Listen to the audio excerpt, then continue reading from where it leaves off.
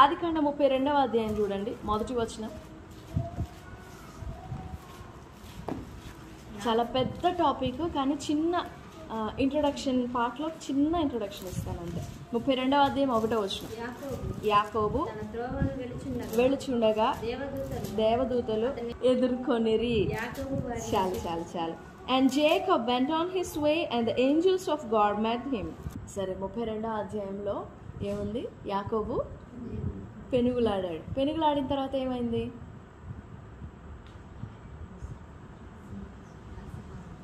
ఆశీర్వాదం. ఇది యాకోబు జీవితంలో చాలా ముఖ్యమైన ఘట్టం, చాలా ముఖ్యమైనది అన్నమాట. యాకోబు పేరు మార్చబడింది ఇక్కడే, యాకోబు స్వభావం మార్చబడింది ఇక్కడే, యాకోబు తత్వం మార్చబడింది ఇక్కడే. అసలు యాకోబు జీవితం అంతా కూడా అసలు పూర్తిగా ప్లేట్ టర్న్ అయిపోయింది ఈ అధ్యాయంలో. అధ్యాయం అని కాదు, ఆ ప్లేస్లో, ఆ పోర్షన్లో, ఆ భాగంలో. అయితే ఇంత పెద్ద విషయం యాకోబు మార్చబడటానికి, యాకోబు అనే మోసగాని తత్వం మార్చబడి దేవునితో పోరాడువానిగా మార్చబడటానికి ఇది ఒక పెద్ద ఘట్టం కదా. ఈ పెద్ద మార్పు చాలా ఎక్స్ట్రావగెంట్ చేంజ్ అనమాట యాకోబు జీవితంలో. ఈ పెద్ద మార్పు కలగడానికి దేవుడు కొంచెం అలా షేక్ చేశాడు యాకోబుని. ఎలాగా? తన సహోదరుని వస్తున్నాడు అన్న మాట తీసుకొచ్చేసి ఇక పూర్తిగా అంతవరకు ఎంతమంది పిల్లలు, మందలు, ఎంత సంపన్నమైన వానిగాను బయలుదేరాడు అక్కడి నుంచి. ఎక్కడి నుంచి? లాబానింటి నుంచి. లాబానింట్లోనే యాకోబు కుటుంబాన్ని పొందుకుండింది, కుటుంబాన్ని విస్తరింపజేసుకుండింది. మొత్తం 12 మంది సంతానం పొందాడు, 4 భార్యలు, 2 భార్యలు, 2 దాసీలు. తన మామ ఇంట్లో, తండ్రి ఇంట్లో కాదు.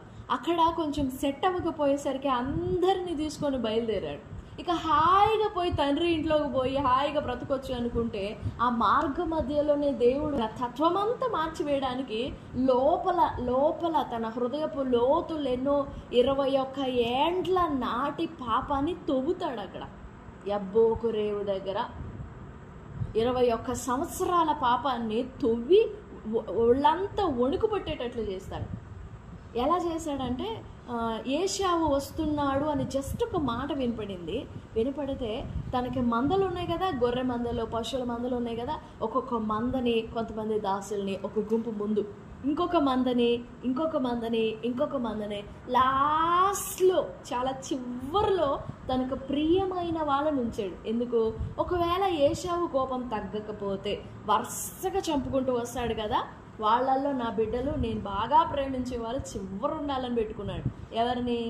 రాహేల్ని, యోసేపుని, బెన్యామీన్ని లాస్ట్లో పెట్టాడు. కానీ ఎంత చివరి ఉంచి కాపాడ ప్రయత్నించిన ఆ మార్గం మధ్యలోనే చనిపోయింది రాహేల్. ఆ మార్గంలోనే పోగొట్టుకున్నాడు యోసేపుని. సో మనం ఏదైనా ఎంత గట్టిగా పట్టుకోవాలని ప్రయత్నిస్తామో అంత లోతైన గాయం మిగులుస్తుంది. సో అలా పట్టుకోవద్దు. అది ఏదైనా, మనుషులనైనా, వస్తువులనైనా, దేన్నైనా అలా గట్టిగా పట్టుకోవద్దు.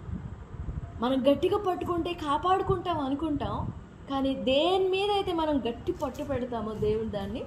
ఎగ్జాంపుల్ యాకోబే దూరంగా పెట్టేశాడు. లేయా సంతానాన్ని ముందు పెట్టాడు. ఎంత అన్యాయమో చూడండి. భేదం కదా.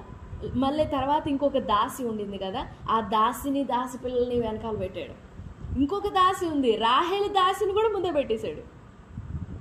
లేయాని ముందు పెట్టాడు, లేయా దాసిని వెనకాల పెట్టాడు, తర్వాత రాహేలు దాసిని, ఆ లాస్ట్లో రాహేలు పిల్లల్ని పెట్టాడు. ఇంతమందిని పెట్టినా ఇంత దూరం గ్యాప్ మెయింటైన్ చేసిన ఎంత లాజికల్ మైండో చూడండి. ప్లానింగ్ మైండ్ అనమాట. ఇంత చేసినా కానీ మనసులో భయం మాత్రం చావలా. అందుకని మొత్తాన్ని పంపించేసి ఒంటరిగా మిగిలిపోతాడు. 32వ అధ్యాయం యబ్బోకు రేవు దగ్గర ఒంటరిగా మిగిలిపోయి, అసలు ఎందుకు నాకు ఈ వేదన అంతా, నువ్వు నా పాపం క్షమిస్తావా లేదా, నేనేదో చేశాను అనుకో అని జస్ట్ నార్మల్గా స్టార్ట్ చేశాడు పశ్చాత్తాపాన్ని. ఎలాగైనా దాని నుంచి విడుదల పొందాలనే ఆశ ఉంది కాబట్టి, నేను దీన్ని నా నుండి తొలగించుకోవాలి అనే ఆశ ఉండింది కాబట్టి దేవుడు కూడా సహాయపడి, ఓకే నువ్వు ఇంత ముందుకు వస్తున్నావు కదా, నేను కూడా హెల్ప్ చేస్తానని చెప్పేసి మొత్తాన్ని తన జీవితం అంతటిని షేక్ చేసేస్తాడు దేవుడు. ఇంత భయంకరమైన కార్యం జరగడానికి ముందేం జరిగింది? 32:1 ఇందాక చదివారు కదా, ఏం జరిగింది? దేవదూతలు ఎదుర్కొన్నారు యాకోబుని. ఏశావు వస్తున్నాడని తెలిసిన తర్వాత కాదు దేవదూతలు ఎదురుపడింది.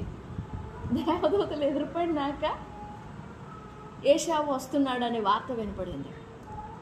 అదే మహనీయము అని పేరు పెడతాడు దానికి. ఇది దేవుని సేన, 2వ వచనం, ఇది దేవుని సేన అని చెప్పి ఆ చోటికి మహనయీము అని పేరు పెడతాడు. ఇంకొక చోట కూడా దేవుని దూతలు 2 గుంపులు, ఇది దేవుని సేన అని చెప్తాడు. కానీ మహనయీము అని అంటే 2 groups అన్నమాట. 2 groups. One is my group and another one is the angels group. ఆ యాకోబు జీవితంలో అంతటి కార్యం దేవుడు చేయడానికి ముందు దేవదూతల్ని పంపించాడు టు స్ట్రెంగ్థన్ హిమ్. ఏం జరిగినా నువ్వు బలపరచబడాలి, ఏం జరిగినా నువ్వు విశ్వాసంలో నిలిచి ఉండాలి, ఏం జరిగినా నువ్వు ధైర్యంగానే ఉండాలి అన్నట్టుగా దేవదూతలు పంపించాడు. కానీ అన్న వస్తున్నాడని వినగానే ఇదంతా ఎగిరిపోయి ఇంకా దేవుని దగ్గర మొరపెడతా ఉంటాడు, నువ్వు నన్ను బతికిస్తావా లేదా. అందుకే అసలు దేవుని ఆ నరుని పట్టుకొని వదలట్లేదండి. తెల్లవారుచున్నది, నన్ను పోనేమో అని దేవుడు మాట్లాడుతుంటే, నువ్వు నన్ను ఆశీర్వదిస్తేనే కానీ నైట్ నుండి, ఏది చీకటి పడిన వేళ నుండి మరలా వెలుగు వచ్చేంత వరకు ఎంత భయం ఉంటే అలా పెనుగులాడతాడు చూడండి. అంటే ఎంత భయంతో పెనుగులాడుంటాడు. ఇప్పుడు నేను సమాధానం పొందకపోతే నేను చచ్చిపోతానేమో, మా అన్న మీదకి వస్తాడేమో, నా జీవితం ఏమైపోతుంది, నా బిడ్డలు ఏమైపోతారో, ఇంకా వాగ్దానము ఆశీర్వాదాలు ఇవన్నీ పోగాయి. ముందు నేను బ్రతకాలి కదా. నేను బ్రతకాలంటే దేవుడు నన్ను ఆశీర్వదించాలి. మరి తండ్రి ఇస్సాకు దగ్గర దొంగిలించిన ఆశీర్వాదాలన్నీ మీదనే ఉన్నాయి కదా యాకోబు, అవేం ఉపయోగపడవా? నీ ఏశావుకి ఇచ్చిన వాగ్దానం ఏంటంటే, నువ్వు పోయి నీ తమ్మునికి దాసును అవుతావు అని. ఈ మాట నా జీవితంలో నెరవేర్చు, నా అన్న వచ్చి నాకు దాసుడు కావాలి, నా అన్న వచ్చి నాకు దాసుడు కావాలి, నేను నా అన్న మీద పై చేయగలిగి ఉండాలని వాగ్దానం నెరవేర్పు కొరకు ప్రార్థన చేయాల యాకోబు. ఒకటే మాట, నువ్వు నన్ను ఆశీర్వదించు. సంపద విస్తరింపజేయని అవసరం లేదు, అక్కర లేదు. ఐశ్వర్యం కలిగించు అని అడగని అవసరం లేదు, ఆ అక్కర కూడా లేదు. నాకు ఇంతమంది పిల్లలు కావాలి అని అడగని అవసరం కూడా లేదు. నాకు కుటుంబం కావాలి అని అడగని అవసరం కూడా లేదు. అన్నీ ఉన్నాయి, మరి ఇంకేం కావాలి యాకోబుకి? ఆ ప్రత్యక్షత తనకి తన హృదయంలో ఆ గ్రహింపు కలిగించడానికి పరలోక సైన్యాన్ని అట్లా పంపించాడు దేవుడు. వాళ్ళు వచ్చి ఆశీర్వాదం పొందిన తర్వాత గుర్తు చేసుకుని ఉంటాడు, ఓకే ఇందుకా దేవదూతలు నాకు ఎదురుపడింది. మన దగ్గరికి దేవుని మాట వస్తుంది, దేవుని ఆలోచన వస్తుంది, దేవుని తలంపు వస్తుంది.